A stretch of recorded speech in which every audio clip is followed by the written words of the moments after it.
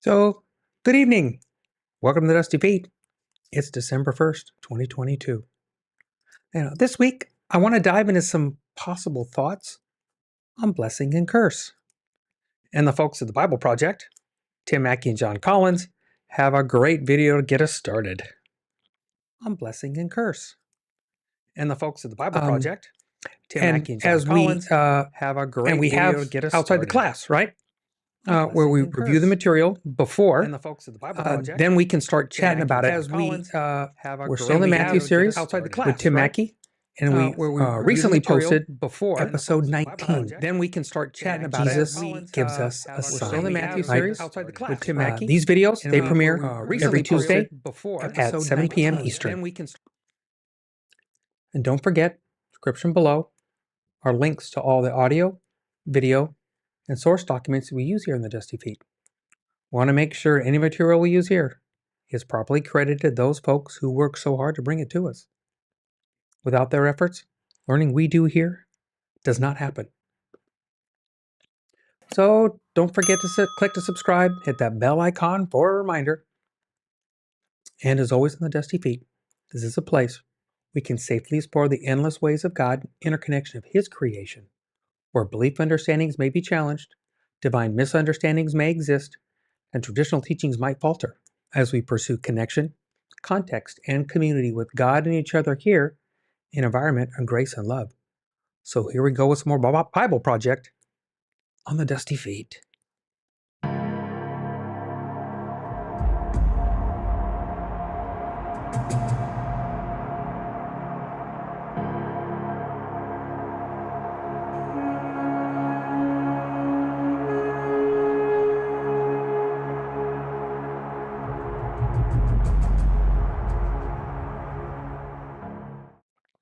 So let's take a listen to the folks at the Bible Project again, Tim Mackie and John Collins, with blessing and curse. And then we can start asking questions. The story of the Bible begins with God bringing life out of darkness, ordering our beautiful world, and then blessing all of its creatures. Hold on, blessing. That's one of those funny religious words. Yeah, right. People say a blessing over their meal or after they sneeze. Or just a general way to say that things are going well for me. But in the Bible, a blessing is more specific. The first blessing in the Bible is when God creates animals, and He blessed them, saying, "Be fruitful and multiply and fill the land." So God's blessing is about flourishing and multiplication of life. Right, it's when God shares His life-producing ability with others. Next, God gives humans an additional blessing that sets them apart from the animals. Not only are we one of God's creatures that can generate new life, we've also been appointed as God's representative image to rule and oversee this whole flourishing world on God's behalf. So part of our blessing is to take care of God's blessing for all creation. And God wants us to rule while trusting in His abundance, to eat from the tree of blessing, that is, the tree of God's own eternal life. Now there is another tree to eat from. Yes, and it represents this decision to try and seize abundance and life on our own terms by our own wisdom. The humans encounter a deceptive creature who tricks them into eating from this other tree, thinking it's a shortcut to blessing. And instead of blessing, this tree brings a curse. A curse? You mean like a magic spell? No, in the Bible, the curse is when God hands people over to the consequences of seizing our own blessing on our own terms. It's a curse because instead of abundance and life, we end up with scarcity, isolation, and death. So God curses the ground, and instead of fruitfulness, there will be famine. Instead of overseeing the world, they will have to work the land until they die. Man. But God also curses that deceptive creature that fooled the humans, saying that a human will come one day to destroy it. And that human will be born into a world of scarcity, where men and women and families and tribes are all locked in violent conflict. If God's blessing is now covered with a curse, how can we flourish? Even more, how can we rule with God? Well, here the biblical story takes an interesting turn. God chooses one couple, Abraham and Sarah, and God blesses them and says they will become a huge family. Be fruitful and multiply. And there's more. God says that His blessing on Abraham and his family is for this larger purpose, so that through them, God's blessing can go out to all of the nations. So God's plan is to reverse the curse and restore the blessing by first blessing this one family. Right. And this family does experience God's blessing. Even when they journey through times of danger and scarcity, they grow into this huge nation, Israel. And God brings them to a mountain and invites them to be his representatives. Yes, God will bless Israel so that they can become a blessing to the nations. All they have to do is trust and live by God's wisdom. And they're told that this is a choice between life and death, between blessing and curse. Now keep reading, because the Israelites almost never trust God for his blessing. Their story is filled with tales of deception, violent grabs for power, resulting in the ultimate curse: exile from their land and slavery to foreign nations. But Israel's prophets, who lived through all of this, they still trusted in God's promise to Abraham. And they anticipated a future Israelite who would come to restore God's blessing and reverse the curse for Israel and for all the nations. When we turn to the story of Jesus, we find Israel still experiencing the curse, living as slaves to the Roman Empire. But Jesus, he so trusted in God's blessing. He claimed that it was arriving in a new way through himself. He wanted his followers to trust in God's abundance, to share and be generous. And he even taught his followers to bless people who curse them. Jesus would even reverse the curse by healing and restoring people's bodies. God's blessing is being unleashed. Jesus also confronted his fellow Israelites who were in power, and he accused them of getting in the way of God's plan to bless Israel and the nations through them. Those leaders arrest Jesus so they could have him killed. And instead of fighting back, Jesus believed that he was that chosen Israelite who would face the curse that Israel and all humanity deserves, and he would allow the curse to fall on him. Jesus dies the shameful death of a man under the curse. But just as God brought life and blessing out of darkness in the beginning, so here, through Jesus, God reverses death by raising Jesus. The curse is put to death, so that the blessing of God's life can spread out once again. After his resurrection, Jesus blessed his followers, and he said that his presence would be with them as they learn to trust in God's blessing and share with others. And while death and the curse still have a hold on our world, followers of Jesus trust that the power of God's blessing is even stronger. It means we can live with extreme generosity, even when it seems like there's not enough. And that leads us to the conclusion of the biblical story, where every nation is enjoying the gifts of God's abundance, because in God's new world that is sustained by the life-giving power of Jesus, there is no longer any curse.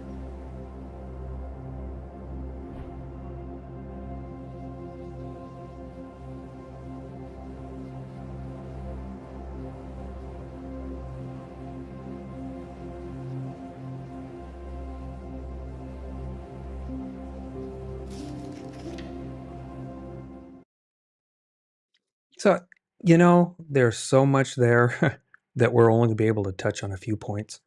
But hopefully, we can maybe think about some things a bit differently, right? So to start, as I mentioned in the beginning, it seems we often use the word blessing in a number of ways. That's probably an understatement. But therein lies a problem. One's paradigm of a blessing, probably curses as well, like bless you, but does that really mean what it says, right? We mix that in with using this particular choice from a paradigm, and when we put it in that mix, we can quickly get things confused. So in an instance like this, I tend to veer away from the dictionary because those are most often the common cultural uses. And even those definitions change through time, right? So we might want to start at the beginning of where it is used in Scripture, and then that culture will help us define the use of the word. Is that fair? So Tim and John talk about where it's first used, right? And not surprisingly enough, it's actually at the beginning. It's a creation term. It's a creation experience.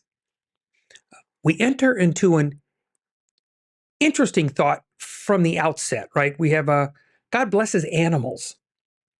How does that sit with you?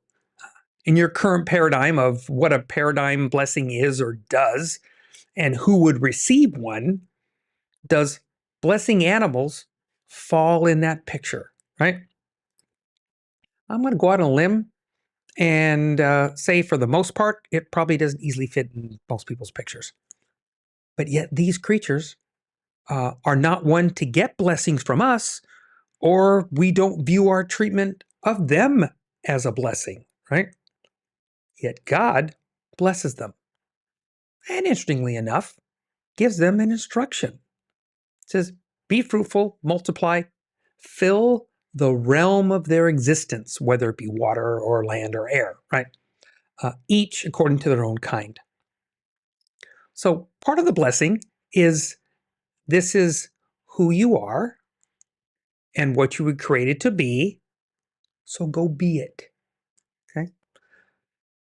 God does call it a blessing and he imparts an instruction. So maybe we could argue with the animals that maybe it's his instinct. It's something that they're supposed to do. But God still calls it a blessing. That's interesting. But by the end of the chapter, we as humans, we get the same, but not before a few bits that are added that begin to separate us, right? Who we're designed after, what we are patterned after, and who we are meant to be. Maybe that's our call, right?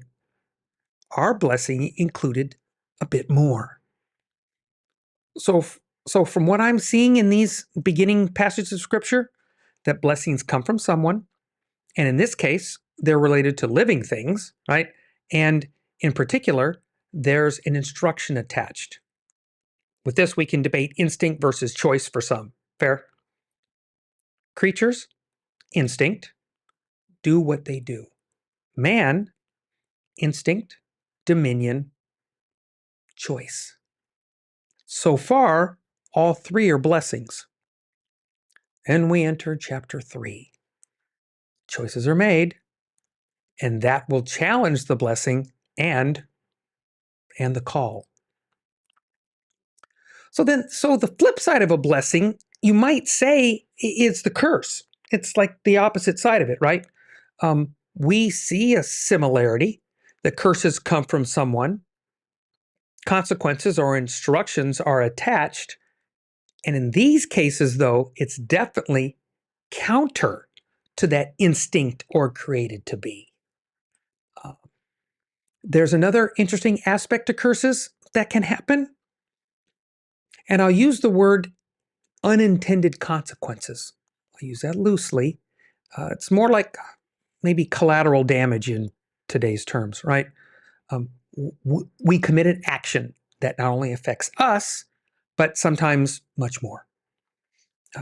Let's take the first curses. I do find the order interesting, but we can leave that for another discussion. The serpent's curse. Cursed to be lower than any animal of the ground, right? Not sea or air. And the dust you shall eat all the days of your life. It's very specific. And the serpent, there's so much more to dig into there. But again, we'll discuss that at another time, okay? Woman, childbirth. You know, Skip Moen has a different perspective on the traditional translation and the understanding of this. There's a link in the description to his book, Guardian Angel. I think you'll find that most enlightening and eye-opening, which would bring a challenge to even this. But enjoy. I really do enjoy plugging him when I can.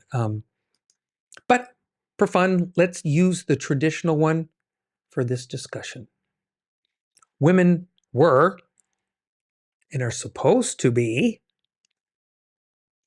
they're supposed to bear children.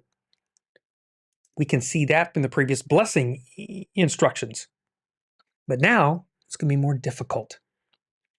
So the children will also be stressed due to this choice. Collateral damage.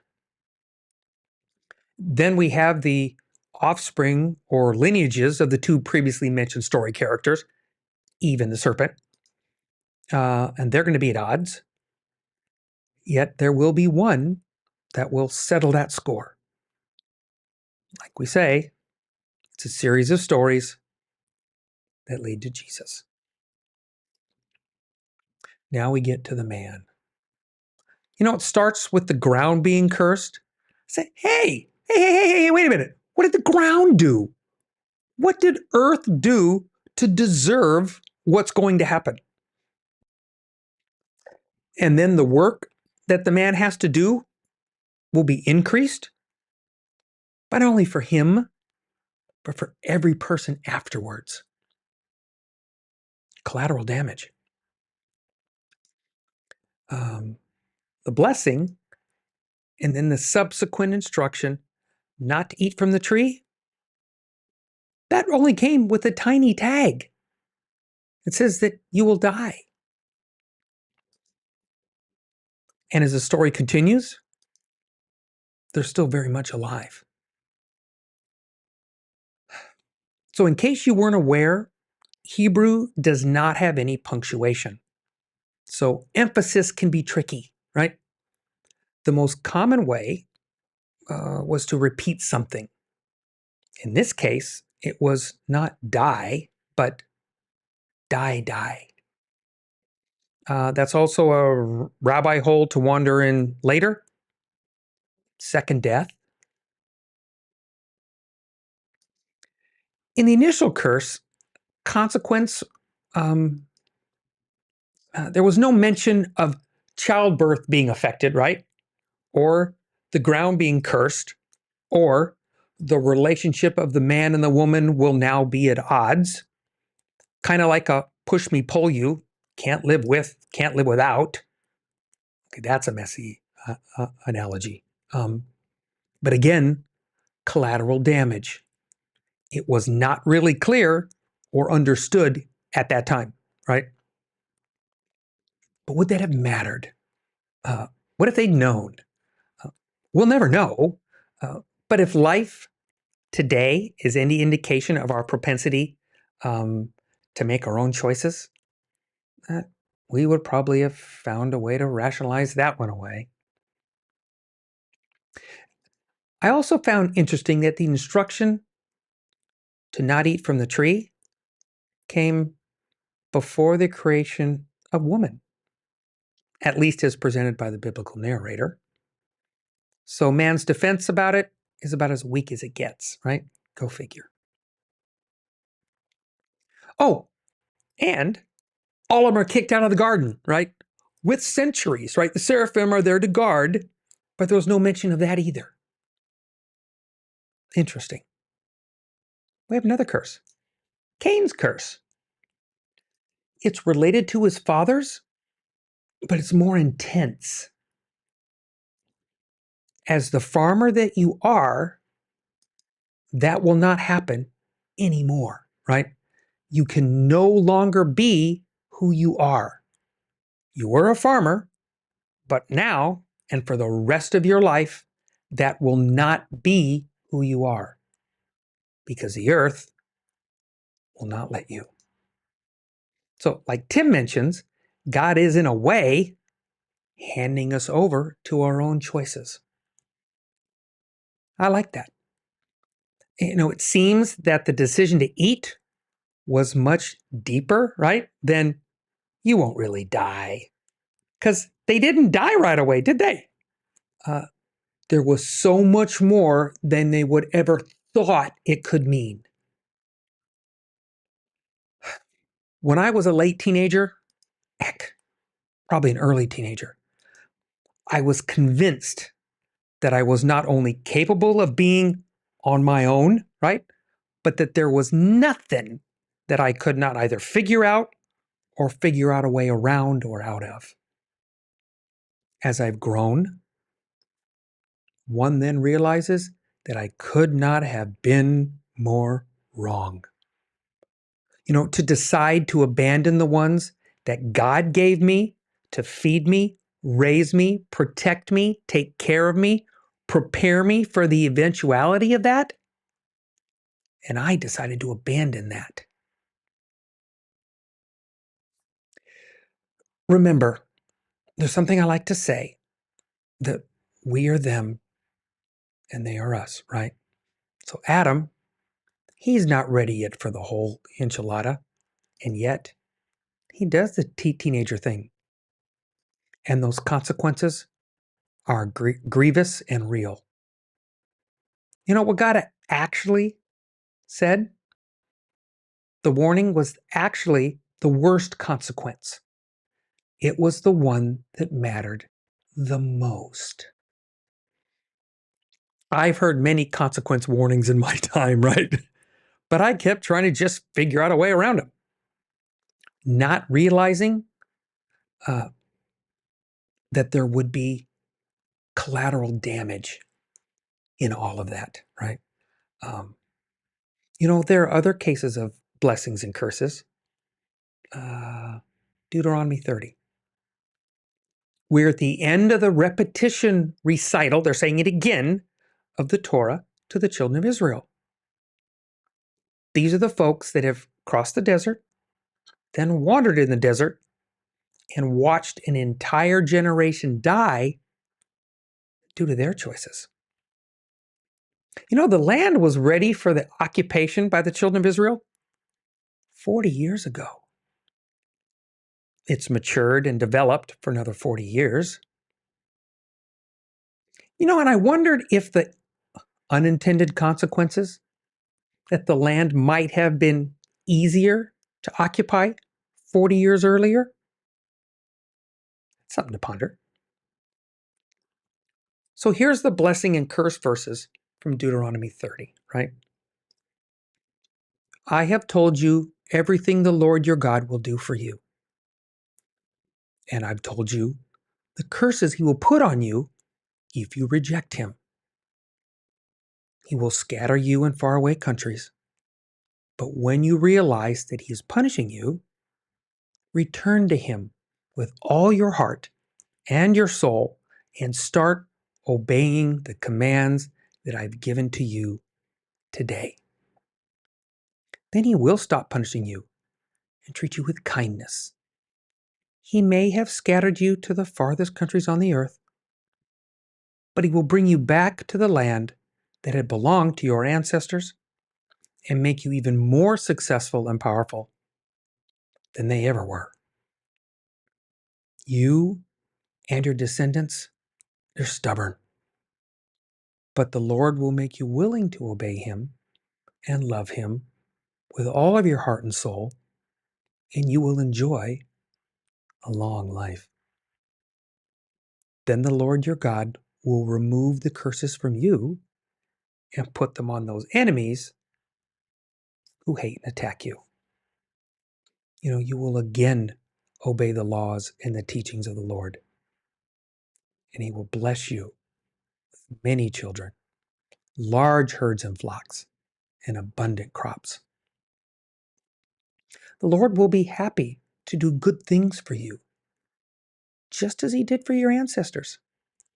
But you must decide once and for all to worship him with all your heart and soul and to obey everything in the book of God's law. You know God's laws. It isn't impossible to obey them. His commands aren't in heaven, so you can't excuse yourself by saying, how can we obey God's commands? They're in heaven. No one can go up to get them and bring them down and explain them to us. And then you can't say, how can we obey the Lord's commands? They're across the sea, and someone must go across, bring them back, and explain them to us. No, these commands are nearby, and you know them by heart. All you have to do is obey. Today, I'm giving you a choice. You can choose life and success or death and disaster. I'm commanding you to be loyal to the Lord, to live the way he has told you, to obey his laws and teachings. You're about to cross the River Jordan and take the land that he's giving you. If you obey him, you will live and become successful and powerful. On the other hand, you might choose to disobey the Lord and reject him. So I'm warning you that if you bow down and worship other gods, you won't have long to live. Right now, I call the sky and the earth to be witnesses that I am offering you this choice. Will you choose for the Lord to make you prosperous and give you a long life? Or will he put you under a curse and kill you? Choose life. Be completely faithful to the Lord your God. Love him. Do whatever he tells you. The Lord is the only one who can give life. And he'll let you live a long time in the land. And this he promised to your ancestors, to Abraham, Isaac, and Jacob, right? That's Moses out of Deuteronomy 30. So let's say that there's a thought that those words might not apply to us. Then we need to deal with Jesus, Yeshua's teachings. We have Matthew 5, 17 to 19, and Matthew 7, 12, right? Do not think that I came to abolish the law or the prophets. I did not come to abolish, but to fulfill. That's like telling you how to do it. For truly I say to you, until heaven and earth pass away, not the smallest letter or stroke shall pass from the law until all is accomplished. Whoever then annuls one of the least of these commandments and teaches others to do the same, they shall be called least in the kingdom. But whoever does and teaches them, he shall be called great in the kingdom. Therefore, in all things, whatever you want people to do for you, so do for them. For this is the law and the prophets. You know, that last verse is the golden rule, but it's the whole verse. You know, it's kind of like the Lord's Prayer. We also like to leave off that forgiveness bit that's attached to it. You know, we have a history of leaving out the bits that make us uncomfortable. You know, all those verses, they fall in the very famous Sermon on the Mount, Matthew 5, 6, and 7, right? The single largest kingdom message that had been shared, right? So it seems that there are things, choices, life and death, that we need to address. It's a choice not to choose, if that makes any sense. Yet it seems it is an expectation of God. Oh, crud, there we go again. More expectations. Yes, the big curse from the garden, the die thing, and the offspring of the woman that will crush the head of the snake, Messiah dealt with that. But a casual look will show that the other consequences are still very much part of our lives today. We are still dying. We still actually have all of the other curses of Eden, those that were given to Adam and Eve, right? Adam, it seems, never considered any other possible consequences from that choice. Only, like a teenager, just saw what was in front of him. All those earthly in nature were never considered, right? But the die, the first and arguably the most catastrophic, he didn't really believe that either, right? Because he wasn't thinking. So remember when we mentioned about the Hebrew emphasis of doubling down on a word, or die? I tossed out the thought of second death. We still all die once. But if it weren't for the Messiah, we would all die twice. You know, that second death at the end, at the great white throne? Yes, our Messiah has removed a curse, the most deadly curse of all, banishment from God for eternity, locked out of the garden forever.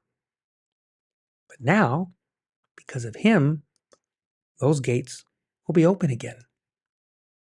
And that new earth and new heaven will be the place to start it all over again. Point to ponder. So, back to the beginning, back to Genesis, something we mentioned, the lack of punctuation in Hebrew that leaves the text to emphasize itself, right? And to also, maybe, give us something to ponder and explore. Then Yahweh, God, took the man and set him in the Garden of Eden to cultivate it and keep it. So he's already a working. And let's see, the purple letters that you see there, those letter number combinations, those are Strong's concordance. And so that is there's an actual Hebrew word that goes with each of those. So sometimes you'll figure out that there's more English words there than there are Hebrew words. Keep that in mind. It happens. So, and Yahweh God commanded the man, saying, from any tree of the garden you may surely eat. Did you look at eat? H398, H398. Eat.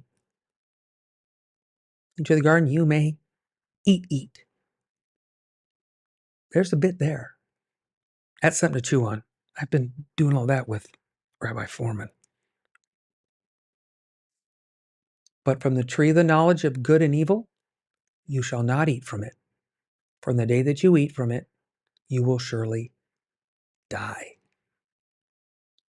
Single eats on the ones above, but you see, die. H4191, H4191. Die. It's there. Then Yahweh God said, it's not good for the man to be alone. I will make him a helper that's suitable for him. So again, like we mentioned, sorry guys, God gave us the command long before the woman came around. This is on us. We are them and they are us. And trust me, we are very much Adams in our own lives. But that's why we ponder. And thanks for being with us tonight on The Dusty Feet.